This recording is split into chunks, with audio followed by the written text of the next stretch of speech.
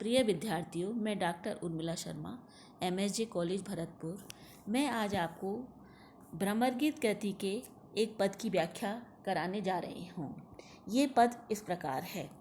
काहे को रोकत मारग सूदो, सुनो मधुप निर्गुण कंटक ते, राजपंथ क्यों रूधो।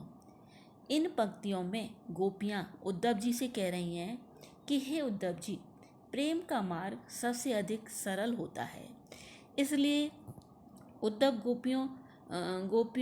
गोपियाँ उनसे कहती हैं कि तुम हमारे सीधे सरल प्रेम के मार्ग को क्यों रोक रहे हो।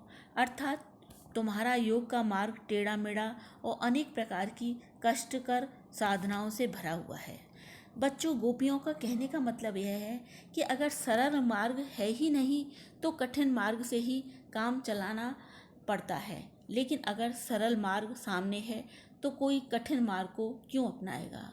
तो प्रेम के सरल मार्ग के होने पर गोपियाँ साधना का कठिन मार्ग नहीं अपनाना चाहती।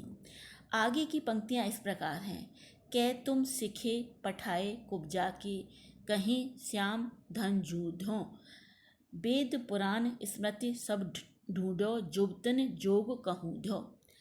तो बच्चों, गोपियाँ कहती हैं कि या तो तुम्हें कुब्जा ने सिखा पढ़ाकर यहाँ हमारे पास भेजा है, या कृष्ण ने ही हमें अपने कुब्जा प्रेम में बाधक समझ कर तुम्हें यह संदेश देकर यहाँ भेजा है, जिससे वह हमसे मुक्त होकर केवल कुब्जा के ही प्रेम में डूबे रहें। कुब्जा को इस बात का भय है कि कहीं कृष्ण पुनः गोपियों की याद कर उसे त्याग कर गोपियों के पास लौट जाएं। अपने इसी भय के कारण ही दोनों ने हमारे पास कदाचित यह संदेश भेजा है, जिससे हम कृष्ण को भूल जाएं। इन पंक्तियों में गोपियों की सौतिया ढाह दिखाई दे रही है।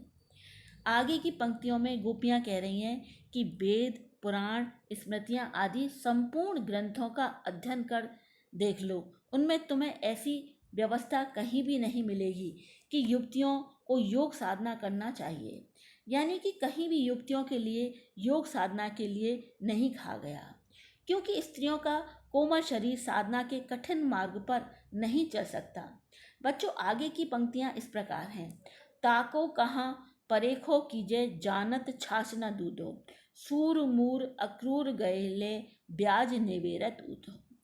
तो बच्चों, गोपियाँ कहती हैं कि हे उद्धव जी, तुम्हारा क्या बुरा माने, तुम तो मूर्ख हो, तुम तो छाछ और दूध में फर्क नहीं करना जानते। हमारे कृष्ण जो दूध के समान हैं, उनके बदले में तुम निर्गुण ब्रह्म रूपी छाछ को अपनाने के लिए कह रहे हो। अब अगर दूध नहीं हो तो छाछ को अपनाया जा सकता है, लेकिन सामने दूध है तो व्यक्ति छाछ की जगह दूध ही अपनाता है। आगे की पंक्तियों में गोपियाँ कहती हैं कि हे उद्धव, मूलधन यानी कृष्ण को तो आकर अक्रूर जी ले गए और तुम अब उसका ब्याज वसूल करने आए हो। भाव यह है कि गोपियों के लिए कृष्ण तो मूलधन के समान थे, जिसे अक्रूर जी ले गए। अब गोपियों के पास केवल कृष्ण की स्मृतियाँ बची हैं। उद्धव जी उन्हें भी ब्याज के रूप में वसूल करने के लिए आ गए हैं। अर्थात वे कहते हैं कि कृष्ण को भुलाकर निर्गुण ब्रह्म की उपासना करो। यह गलत है।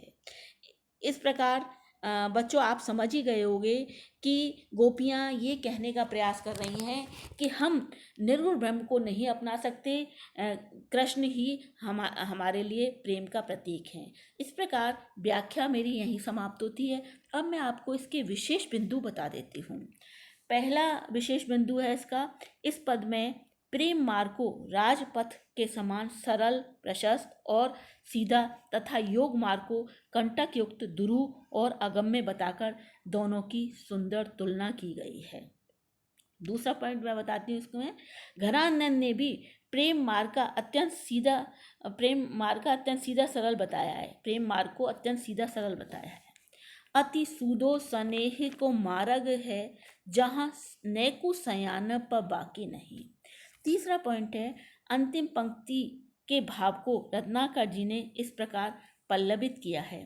ले गयो अक्रूर क्रूर तब सुख मूर कान, आए तुम ब्याज प्राण ब्याज उगाहन को।